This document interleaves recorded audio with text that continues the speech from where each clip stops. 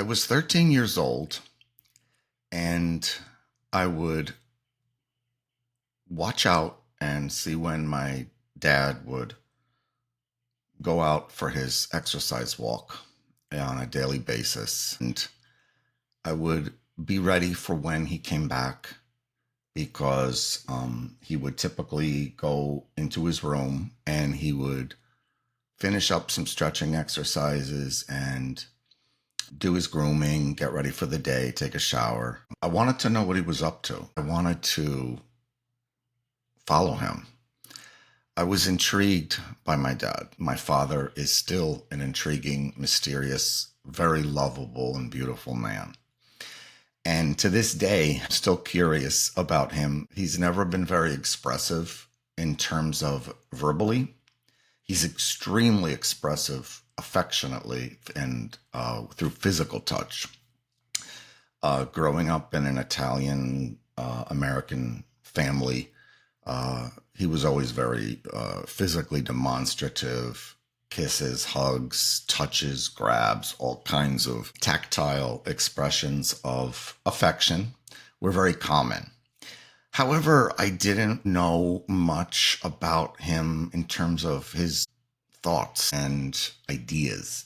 He just wasn't a big talker. And as a young kid, of course, I loved my dad and I wanted to be like him, in fact. And I guess I just wanted to know more about him and know who he was. And I found myself kind of stalking him as a kid, and I would try to find ways that I could learn about him. Well, childhood turned into puberty, and as I became aware of my sexual attractions and started to feel the raging hormones kicking in, and my love for my dad became intertwined with my growing sexual awareness, I found myself incredibly drawn and attracted to my dad in a way that I really didn't understand, couldn't control. And I found myself trying to see how I could see him, watch him, be around him, be close to him, feel part of him. So figured out a way to find out things about my dad, of course, in a way that he wouldn't know and that wouldn't draw attention to what I was doing because, of course, deep down, I knew there was something not right about it.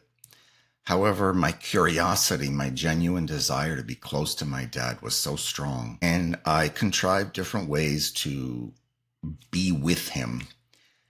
And that included, I remember using an old audio cassette recorder. We had those little micro recorders with the little tiny tapes that you would put in the micro recorder, and I would plant it in his room in strategic places, of course, where I thought I would be able to hear him. And now it's not like he was in his room talking to himself, but I would just listen to the sounds of him being alone, and then I would listen to it afterward. I would go and get the recording later on, and then I would just listen to it. And it was almost as if I was a detective looking for clues, and found myself just trying to picture what it was like to be him, what would be on his mind, what he would be feeling and thinking at the time. And while this was extremely stimulating for me, it was also upsetting to me because I knew that there was something just not right about it, that it was sneaky, that it was hiding, and just got used to this feeling of I need to get this for myself. I need to go in. And this was going on for a while until I got a little bit older, and I guess I got a little more courageous, so to speak, or whatever it was. And I discovered that I could fit underneath the bed in my parents' bedroom. Yes, at 13 years old, somehow I fit under the bed and I hid there. And I hid there and I thought, well, the audio recordings aren't really giving me much information. So why don't I just witness what's going on myself? Why don't I see with my own eyes what's going on? Now, mind you, my dad was not doing anything out of the ordinary. It was his private time. Here I was just deciding that I needed to know what he was up to in his alone time. And the guy was just going about his daily routine. Yet I had such a strong desire to be with him and be close to him. And that was the only way I could at that moment, that time of my life, to figure out how. I wasn't into sports. I wasn't into a lot of the things that my younger brothers did that I know they connected with my dad on. And while my dad and I had a very close relationship, I felt like somehow I didn't fit in. Somehow I wasn't enough, flawed. I felt defective. And I really needed and wanted to feel loved and special. So I developed this routine of, instead of planting a recorder, I planted my ass under the bed. And this would go on for several weeks and months at a time. And it happened, I think, during the summer because, of course, I was home. I wasn't in school. So this must have been the summertime. And one day was there under the bed and he jumped in the shower, and that would be the time that I would leave because he was in the shower. Of course, I was free to get out and, leave the room. That particular day, to my unpleasant surprise, my mom came home. She came home from wherever she was out doing her errands, and I did not even think that that could happen. She came into the bedroom while I was still hiding under the bed, and she shut the door. Well, you can imagine what happened. Yes, I was not expecting that. I was not wanting that. I did not want to see that or be there for that. However, there I was. There I was. I felt horrible. I felt ashamed. I felt terribly embarrassed. I wished that the floor would open up and I could disappear. So after it was uneventful, nobody found out. I just went on with my life. However, I would continue on an occasional basis to go and do my investigations and be under the bed when my dad was there. And again, it happened a second time where my mom came home and then they proceeded with their private time.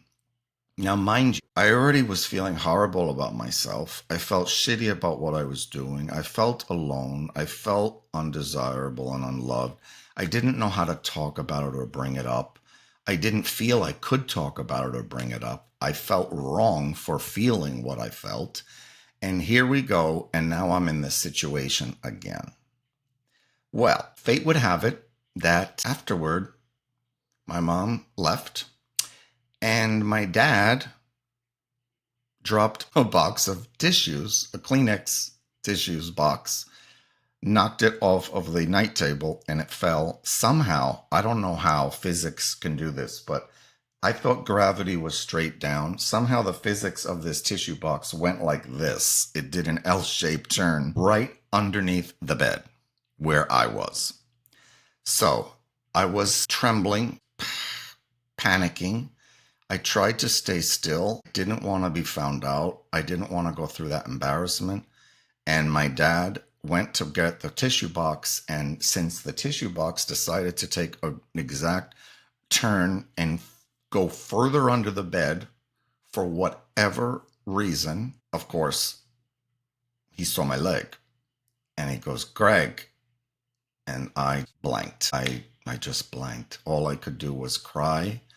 All I could do was get up and run out of there. And I was so ashamed. My parents are some beautiful, beautiful people. And never once a day in my life have they made less than or ashamed of being who I am or any way devalued for being who I am, for being gay, for just being me. They weren't perfect parents. I had a lot of needs that went on, but that's just normal because no parent can possibly provide a child with everything they need. That day, They were super supportive of me. I broke down crying and I told my mom that I really thought that I was gay. And I told him doing what I was doing, that I was unhappy, that I was lost, and they could see that. That was the beginning of my journey of self-exploration, my years of psychotherapy and psychoanalysis, looking into myself and discovering who I am. I have to say that my parents have really gone above and beyond in making sure that I had someone professional to talk to about the things that they themselves were not prepared to discuss with me. Hence, here we are, many years later. Not only have I been through my own psychoanalysis and psychotherapy for years with different professionals, exploring myself on different levels from different perspectives, I have gone through my own academic training in psychology as a bachelor's degree, master's degree, and doctoral degree. I became licensed as a psychologist, certified as an imago relationship therapist, and then finally board certification as a sex therapist. And now I am a psychologist and coach for relationships, and I'm here to tell my story. We all have a beginning, we all have a purpose, we all have a reason for being here. Mine is to share where I came from, what I've learned, how I achieved peace, happiness, and love in my life, and combine all of that with my years of experience doing treatment and evaluation of gay men and couples over the last 25 years so that I can bring you, hopefully, an easier way to create intimacy in your life, have fulfilling relationships while being kind and compassionate to yourself, allowing your full self to shine through.